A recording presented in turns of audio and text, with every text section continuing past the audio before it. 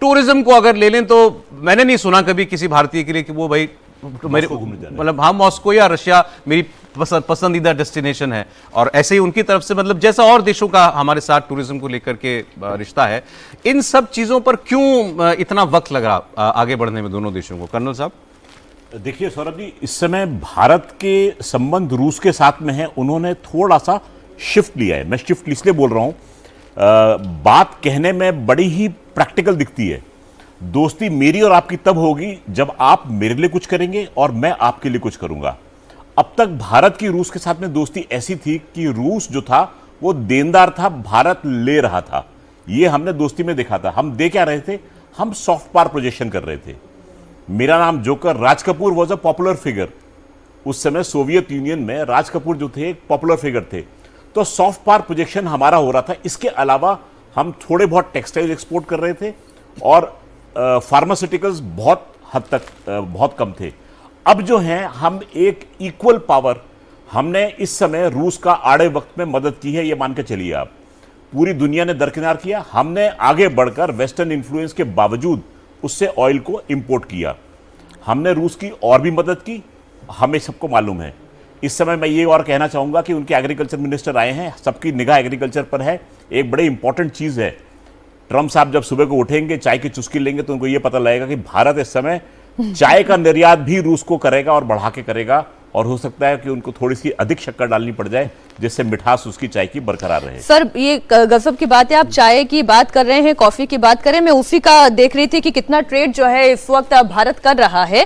तो कॉफी और चाय मसाले का ही जो ट्रेड है जो रूस को भारत बेच रहा है 102.66 मिलियन डॉलर का है। तो यहाँ केवल तंबाकू, प्लास्टिक का सामान, सेरेमिक प्रोडक्ट्स, आयरन स्टील की बात कर लें या मछली की बात कर लें, न्यूक्लियर रिएक्टर से लेकर इलेक्ट्रिकल मशीन्स और मेडिसिन का जो भारत बेच रहा है रूस को, अच्छी संख्या में है, ये और बढ़ सकता है जी। और मजे की बात यह है कि भारत जब तेल का आयात करता है रूस से, उसको परिष्कृत कर कर हम भेजते हैं यूरोप में।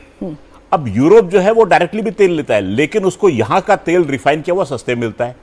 हमने सऊदी अरेबिया को तेल के निर्यात में पार कर लिया। तो देखिए, इन सब चीजों को देखते हुए अगर पाश्चात्य मुल्कों में डर और ईर्ष्या की भावना अगर नहीं जगेगी तो और क्या होगा?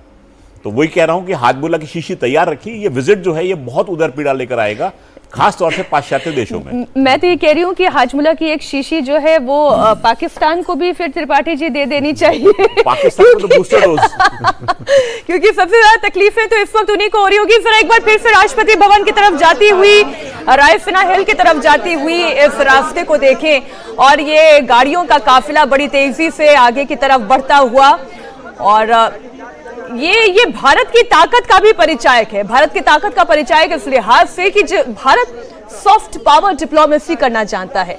जब भारत अपनी संस्कृति को ऊपर रखना जानता है, जब रूस के राष्ट्रपति व्लादिमीर पुतिन को भारतीय प्रधानमंत्री नरेंद्र मोदी तोहफा देते हैं तो वो गीता की किताब देते हैं रूसी भाषा में, हालांकि उसे ट्रांसलेट किया हुआ है।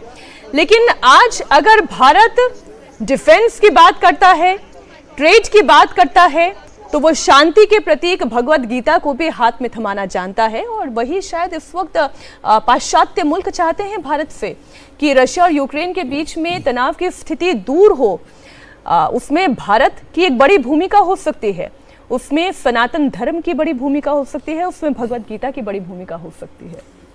जी मुझे लगता है कि गीता जब उन्होंने भेंट की है आदरणीय प्रधानमंत्री जी ने, तो ये दोनों उस मैसेजेस शस्त्र का और शास्त्र का भी, कि हे अर्जुन तुम घबराना मत, कर्म करते रहिए और पश्चात दबाव में मत आइएगा, और भारत आपके लिए खड़ा है। एक ये मैसेजिंग जो मुझे लगता है, एक श्लोक इससे जुड़ा हुआ है, अगर आप इजाजत दें तो मैं सामने रख दूं।